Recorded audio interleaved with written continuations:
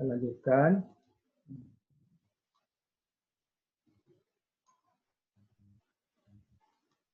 Pencemaran di tanah.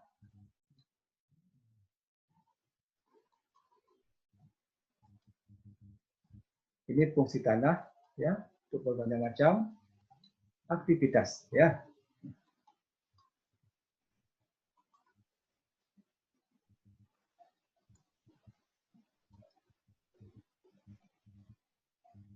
Jadi tanah bisa tercemar oleh berbagai macam benda asing yang ada di atas tanah, ya, sehingga bisa mengganggu kehidupan kita, ya. Ini contoh pencemaran tanah. Ini misalnya, ini gambarnya belum menarik. Ini contoh membuka lahan pertanian di tempat kemiringan yang cukup tinggi. Dan ini berpotensi untuk terjadinya longsor atau banjir, ya, longsor.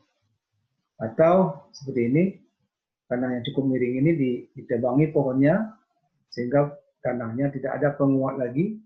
Jadi ketika musim hujan bisa longsor. Lama-lama nanti kan bisa gundul. Kalau semakin gundul, berarti tanahnya semakin tidak kuat. Suatu saat bisa longsor. Kalau longsor, humusnya terkelupas dan tidak ada lagi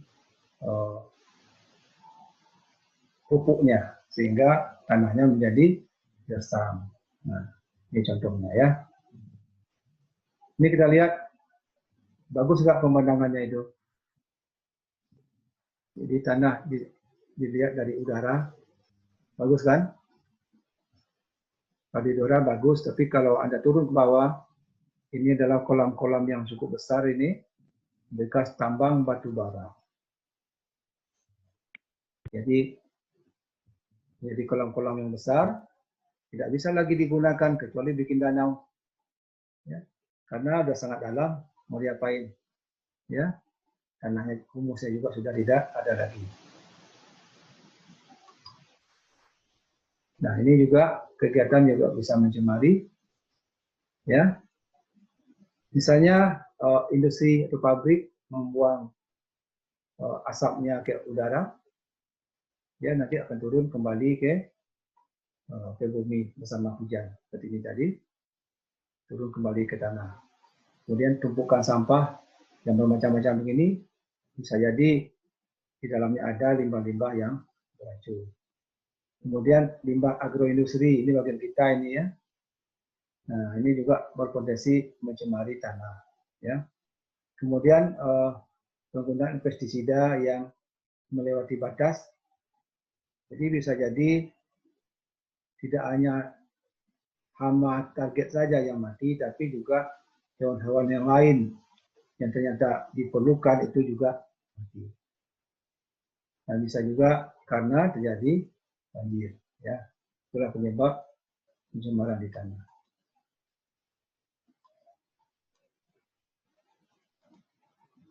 Gimana cara menanggulangi pencemaran di tanah? Secara teori sangat gampang. Caranya dengan melakukan 3R. Sekarang ditambah menjadi 1R lagi, menjadi 4R.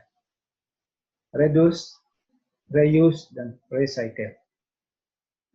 Reduce itu artinya mengurangi sumber bahan pencemarnya, sumber limbahnya. Reuse, limbah yang dihasilkan digunakan kembali, dimanfaatkan kembali, dipakai lagi. Sedangkan recycle didaur ulang untuk kebutuhan yang lain. Terakhir, rating. Tim itu berpikir dengan dengan pola pikir yang baik, baru kita bisa melakukan reduce, reuse, dan recycle. Jadi kalau rating yang nggak ada, ini tidak ada gunanya. Nah, sekarang kita lihat contoh.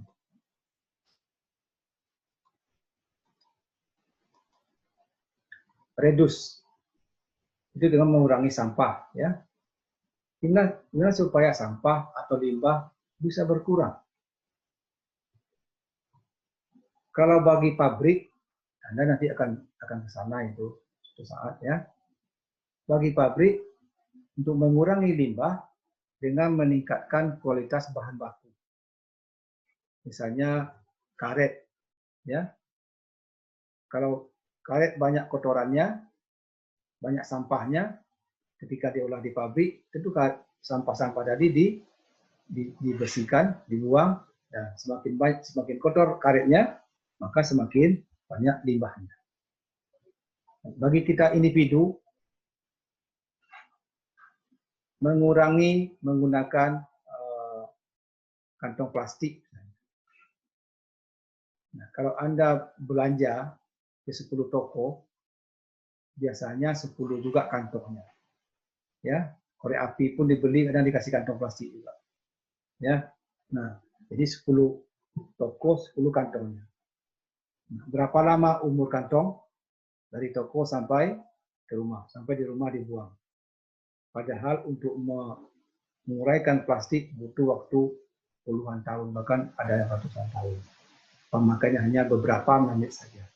Nah, jadi kalau seandainya kita ke pasar membawa kantong dari rumah atau menolak menerima kantong dari toko, itu adalah salah satu cara untuk mengurangi sampah. Reuse. Nah, di sampah yang sudah ada itu digunakan kembali, ya, digunakan kembali. Jadi yang dilakukan pemulung, ya, atau cari bahan bekas itu, botol bekas, ya, plastik, bekas minuman, besi, ya, bisa dipakai kembali. Recycle ini didaur ulang. Contohnya besi. Besi itu dihancurkan lagi, dicetak lagi, nah itu didaur ulang. Kalau kaca itu dipanaskan lagi, dihancurkan lagi. Plastik ada juga, ya. Plastik didaur ulang lagi ada, ya. Jadi kalau Anda beli ember yang berwarna hitam atau kantong plastik berwarna hitam, itu umumnya dari daur ulang. Daur ulang. Nah, kita tidak tahu sumbernya dari apa dulu. Apakah dari bahan-bahan yang berbahaya apa tidak. Makanya kita tidak boleh menaruh makanan di dalam kantong plastik yang berwarna hitam. Sebaiknya dalam kantong yang berwarna yang bening, ya, hitam. Kalau yang bening biasanya adalah kantong baru.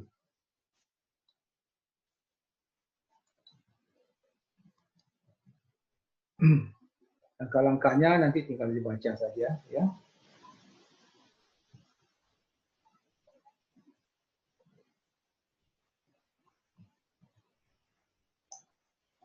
Nah, sekarang yang banyak juga adalah sampah elektronik, ya.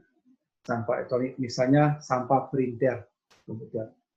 Printer itu ada umurnya itu, jadi setelah sekian lama nggak bisa lagi dipakai.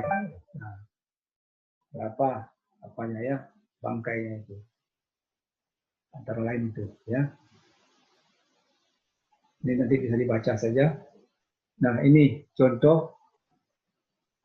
Nah, ini contoh dua ini atas bawah, ya. Ini menurut Anda mana yang banyak limbahnya?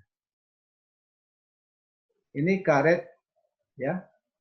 Ini karet yang diolah oleh masyarakat di kebun masyarakat. Ini kan ada nampak ini mangkok-mangkoknya nih kan, gabung sehingga banyak. Nah, ini karet masyarakat. Biasanya direndam dalam air, ya. Nah, kotor sekali. Ini karet juga, tapi dibuat seperti keset, karena tidak dari setelah disadap itu langsung dicetak, ya, dibekukan, dikumpulkan dengan asam semut atau asam cuka, maka seperti ini bersih sekali. Nah, kalau ini dibawa ke pabrik, tentu yang banyak limbahnya adalah yang bagian bawah ini, seperti ini, ya. Nah, kalau ini sedikit kali limbahnya.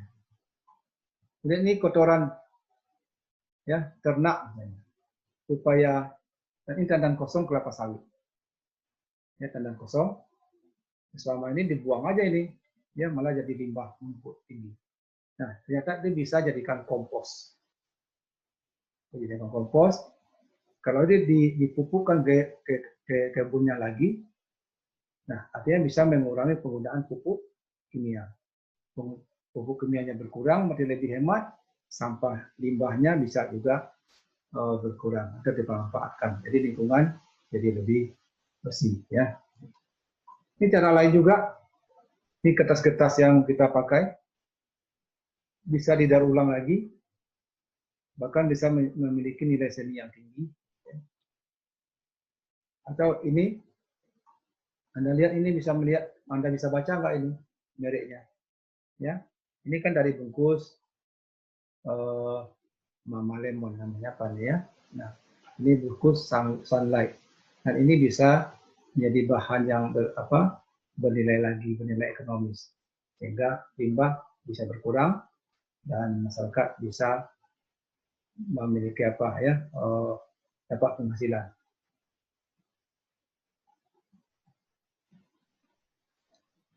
Nah ini ya